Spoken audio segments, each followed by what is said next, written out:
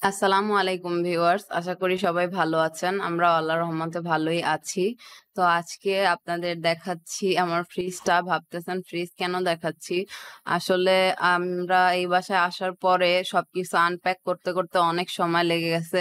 তো ফ্রিজটাও আনপ্যাক করা হইছে প্রায় ২ মাস পরে। কিন্তু আমি ভুলে ফ্রিজের মধ্যে পেঁয়াজ কাটা রেখে দিছিলাম।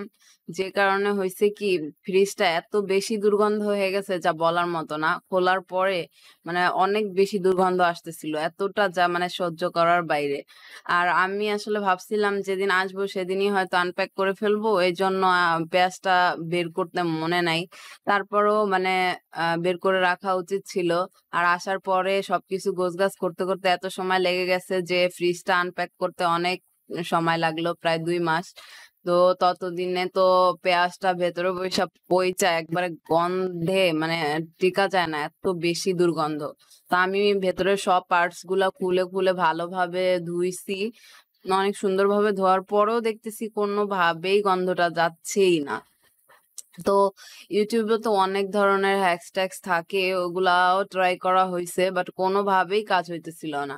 এজন্য আমি ১ম এ একবার ধোয়ার পরে আবার গিয়ে খুইলা ধুইয়া আনছি। মানে ডবল, ট্রিপল মানে যতবার পারছি ধুইছি কিন্তু কোনোভাবেই কাজ হচ্ছে না। আর গন্ধ এতটা বেশি যা মানে এর ভেতরে যদি কোনো খাবার রাখি সেটা তো সম্ভবই না। আর রাখলে সেটা মানে পরে আর খাওয়া যাবে না। এতটা দুর্গন্ধ হয়ে যাবে। এখন আ পার্টস গুলা ভালোভাবে পরিষ্কার করে আনছি, আইনা ঠিকঠাক মতো বসাচ্ছি। কি করব? কিছু তো করার নাই। এত দুর্গন্ধ আমি মনে হয় বাপের জন্মে দেখিনি।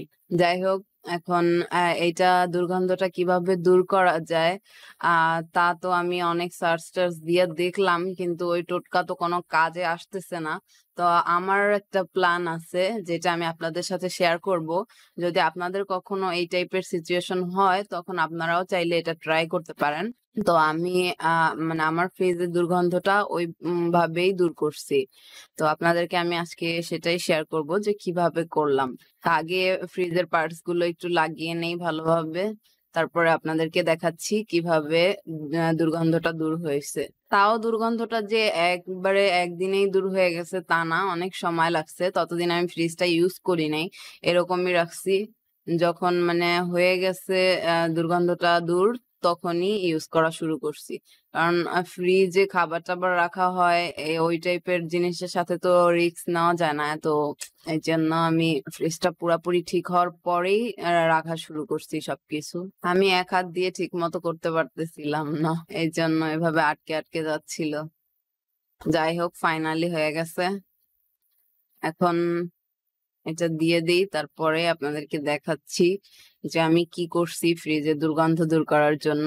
তো আপনাদেরকে একটু দেখাই। এই যে দেখতে পাচ্ছেন? এটা একটা হচ্ছে ম্যাঙ্গো এসেন্স আরেকটা ভ্যানিলা।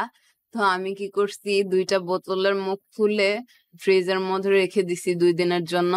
তো তারপরে সত্যিই মানে ম্যাজিকের মতো ফ্রিজের দুর্গন্ধটা গায়েব হয়ে গেছে।